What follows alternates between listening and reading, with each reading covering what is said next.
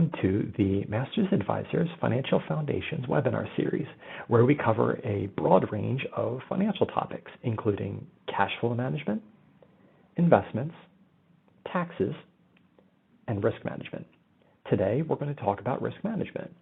My name is John, and I serve as an advisor here on the team at Masters.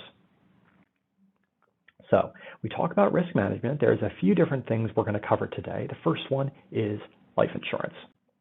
So I'm going to start by explaining life insurance, generally speaking, in broad categories, what it is and why have it. So first of all, why should you get life insurance? Firstly, life insurance, there are a few uses of life insurance, a few needs that life insurance can cover for the average family. And that is covering final expenses. When someone passes, unfortunately, there are expenses associated with that, things like funeral arrangements, settling an estate. These things can cost money, and life insurance can provide a means of covering those expenses. In addition, life insurance is often a great tool to pay off debt. So, for example, if someone passes and they still have a mortgage, often people want to make sure that that mortgage can be paid off if they were to pass unexpectedly, and life insurance can be a great way to do that. In addition, if someone is still working when they pass, life insurance can be a great way of helping to replace the lost income for the people that they leave behind depending on that income. And finally, life insurance can cover future expenses that would have otherwise been planned for. Examples of that include child care expenses, education funding, things like that. Each person's situation is a little bit different, but these are some main reasons why life insurance should be considered. Additionally, life insurance should be looked at sooner rather than later. There are two main things that have a significant impact on your ability to get life insurance and on what it costs. That is, the age you are when you apply and your health when you apply. These two things have a significant effect on your life insurance premiums. The younger you are and the healthier you are when you apply, the lower your insurance rates generally are. Now, there are different types of life insurance. The first type a lot of people think about is term life insurance. Term life insurance will generally have a lower premium cost. So the premium cost month to month or year to year will be lower. Term life insurance is a great tool to provide temporary coverage for a specific period of time. So often it's 1 year, 5 years, 10 years, 20 years, or 30 years are the general categories of term life insurance. There are two different types. There's annually renewable term, which will renew from year to year, and the rates will go up year to year. There's fixed term. So those often are term life policies where the rate and the coverage are fixed for 10, 20, 30 years. And then there are term policies that have the feature of returning your premiums to you at the end of the term. Mostly what we see are fixed term policies. And fixed term policies, the cost is affected by the death benefit. So the higher the death benefit, the more money it costs, and the length of time that the premium is fixed for. The shorter the length of time the premium is fixed for, generally the lower the premium will be.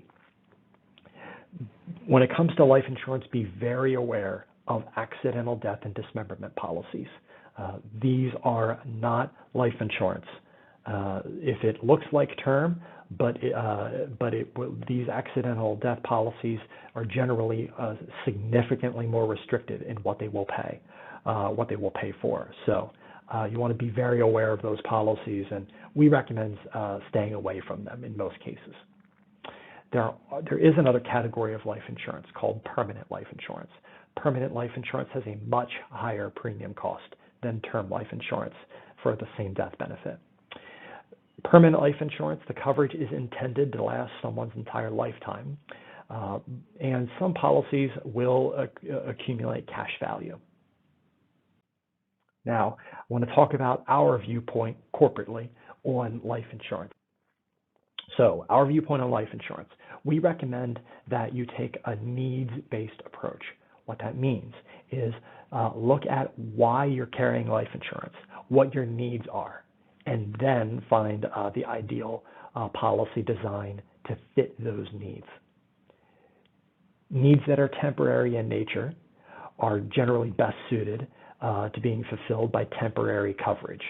So an example of that would be term life insurance is a great option to cover temporary needs, such as a mortgage, a 30-year term life insurance policy to cover the 30-year mortgage, or children while they're in the home, education funding, income while you're working, things like that.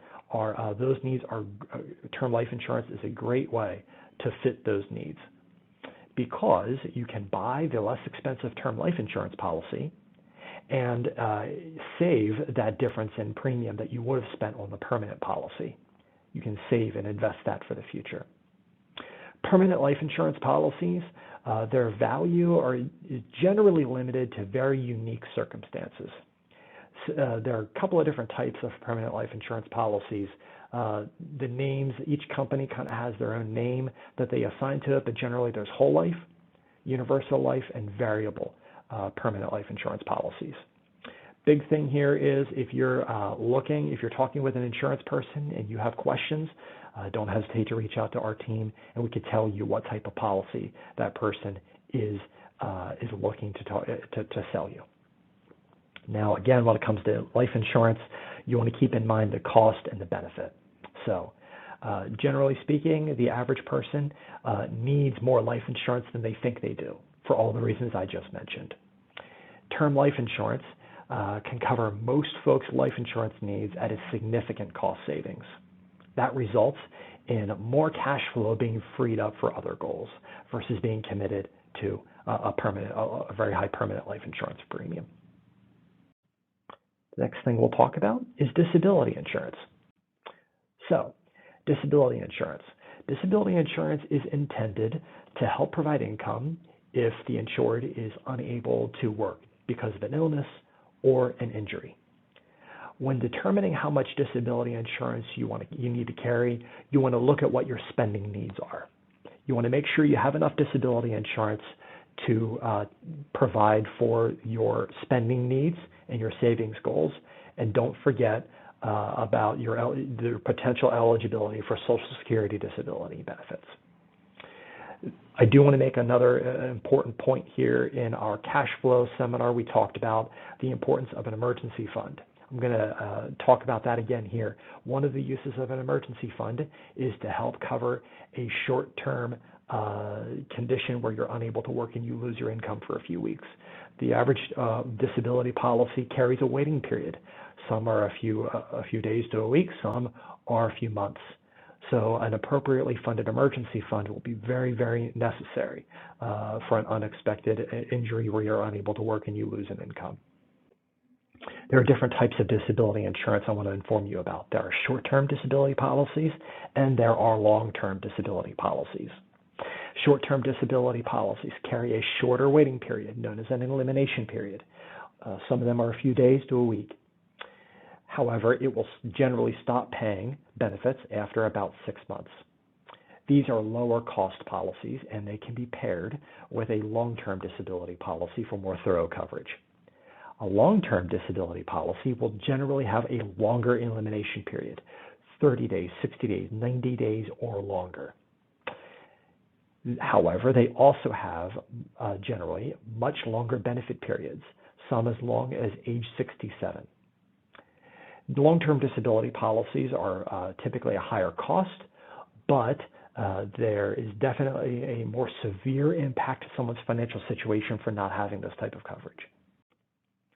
Our viewpoint on disability insurance.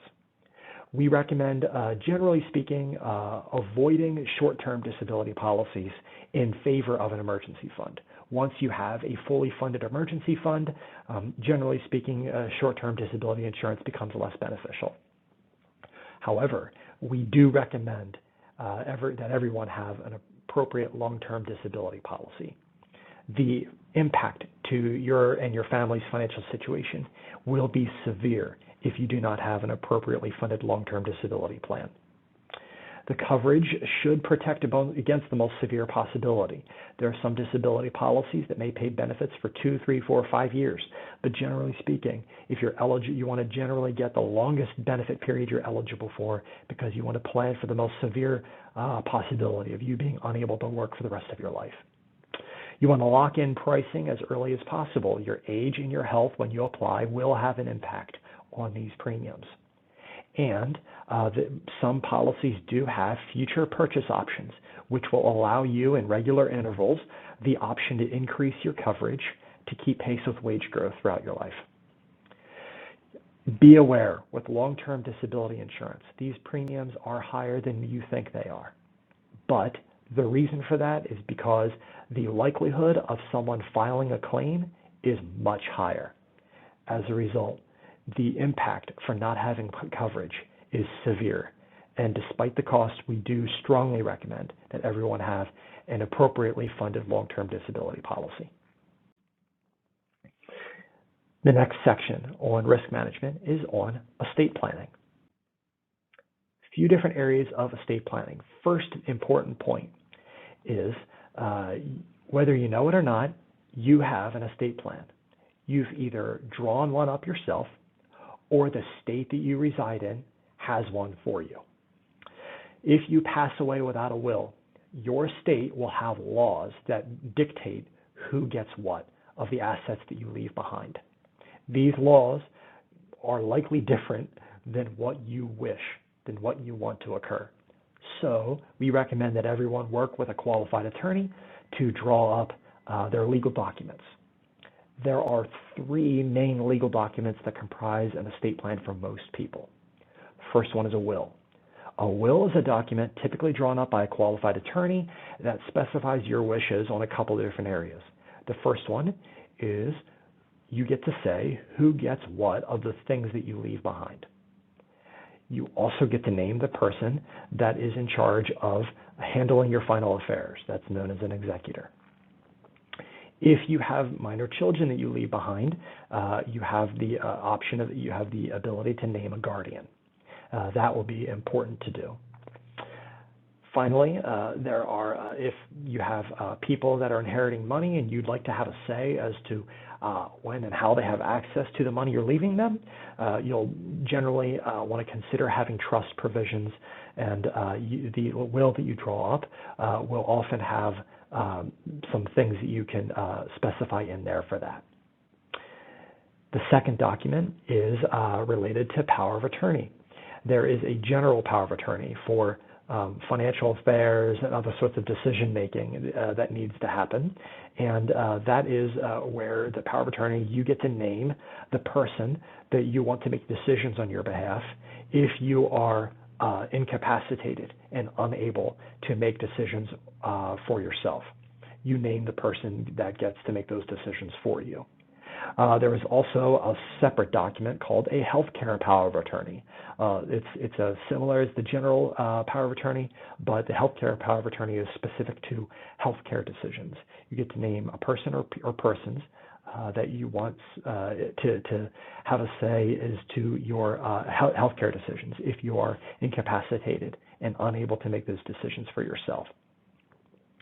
Big important point here with estate planning, we strongly recommend that you work with a qualified estate planning attorney that is familiar with your needs and the state that you reside in and the other specific needs, instead of using more generic options that you may find online. This concludes our webinar on risk management. Stay tuned for our other webinars on investment management, cash flow planning, and taxes. Thank you.